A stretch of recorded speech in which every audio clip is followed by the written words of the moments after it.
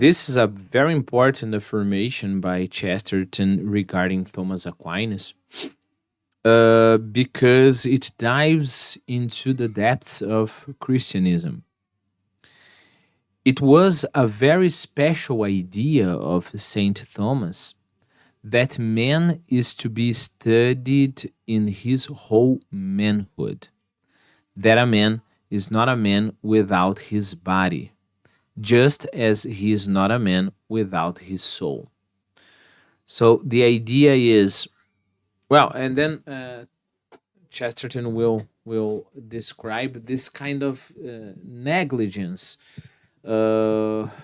Some mystics would fall, mainly Augustinians, right? So again, we have to be careful, right? Saint Augustine, of course, didn't deny the body, but the idea is the body was neglected. The body became more and more just this cover, right? Just this, I don't know, this napkin, as Chesterton said.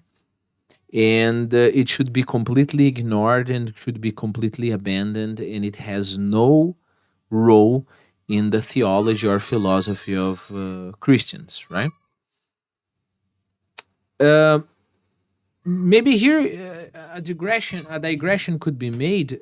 Look, it's very understandable that things went into that direction, the total denial of the body, even philosophically speaking, because, well, one of the jobs, let's put it this way, of a Christian, and mainly of a Catholic, is to deny the works of the body, right? So what should you do?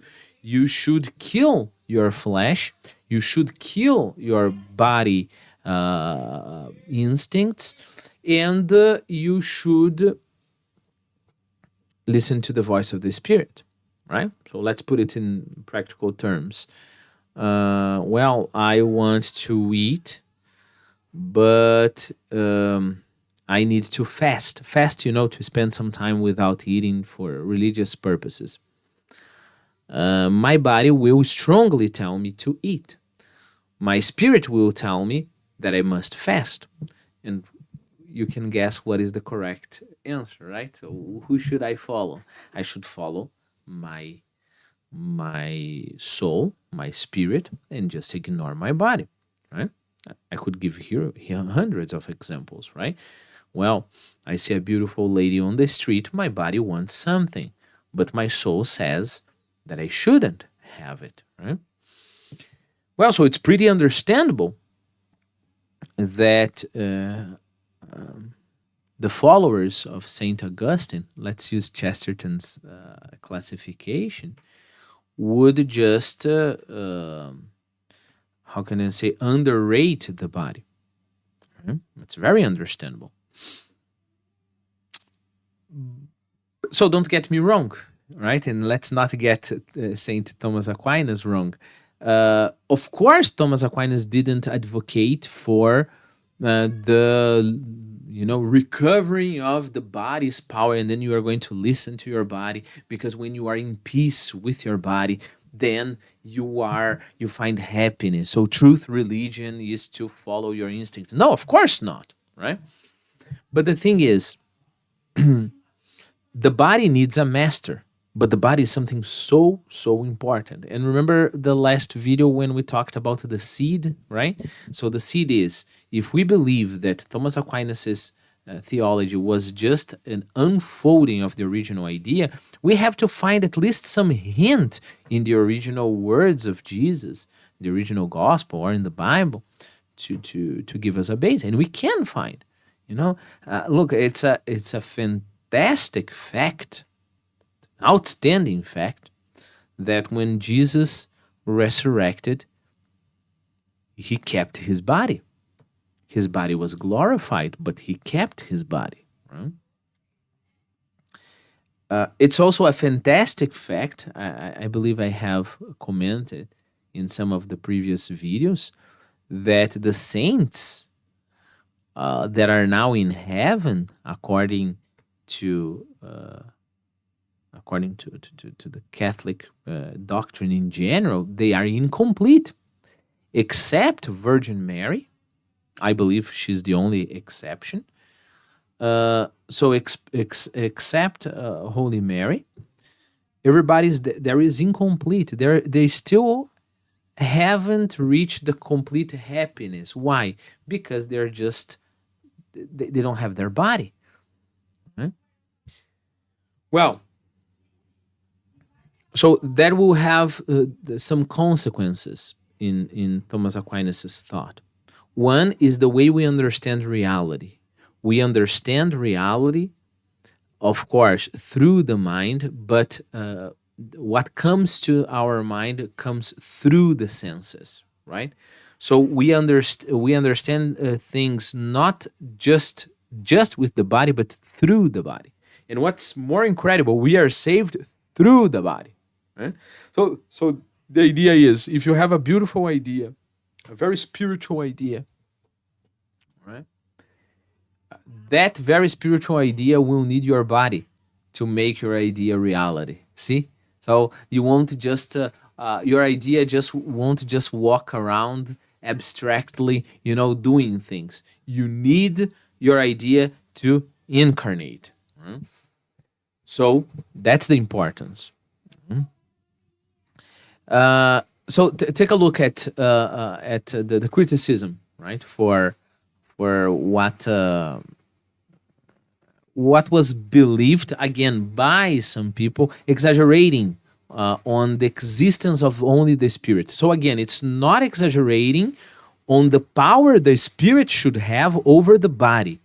We can never exaggerate that, right? You should always have total control, or you should always try to have total control over your body, right? So there's just one master, right? And that master should be reason and not body, right? But the point here is the body ceased to exist, So take a look at how it continues. A corpse is not a man, so just body. It's not a man, as the materialists would say. But also, a ghost is not a man, so just your spirit walking around. You're not a man.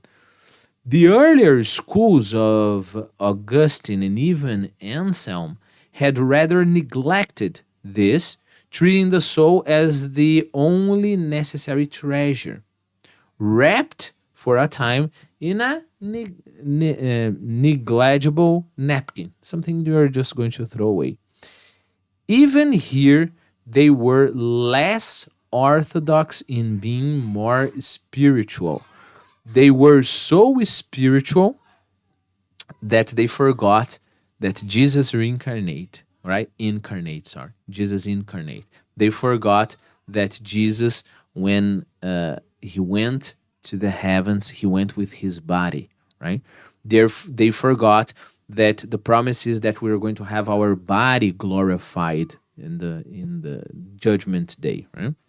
They sometimes hovered on the edge of those eastern deserts. Of course, Chesterton is referring here to Oriental philosophy and religion that tends to be very abstract, right? Very spiritual. So, for example, in Hinduism, you're going to become so abstract, so spiritual that you're going to dissolve into the universe and you're going to become nothing, right?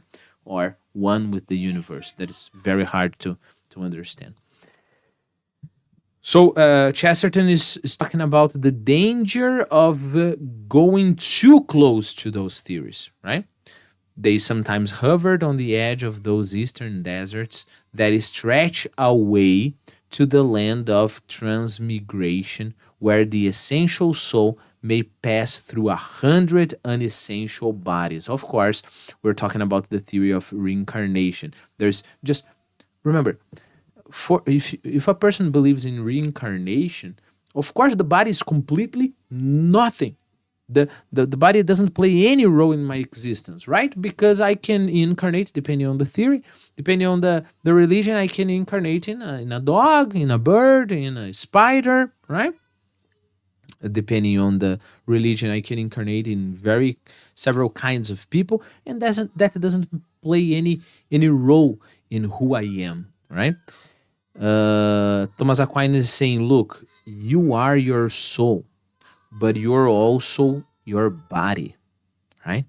So your body, if you think about it, in a sense, Thomas Aquinas is being more materialistic than, quote unquote, materialistic than science, because science has this idea now, some scientific theories, that your brain is everything, and then that your brain is just like your soul that is controlling your hands and the rest of your body. That wouldn't be the point for Thomas Aquinas. You are your hand, you are your feet, you are your brain as well, but you are your whole body, right? So, as Chesterton said here, reincarnated even in the bodies of beasts or bird. Saint Thomas stood up stoutly for the fact that a man's body is his body and his mind is his mind. So I cannot exchange it for anything else. And that he can only be a balance and union of the two.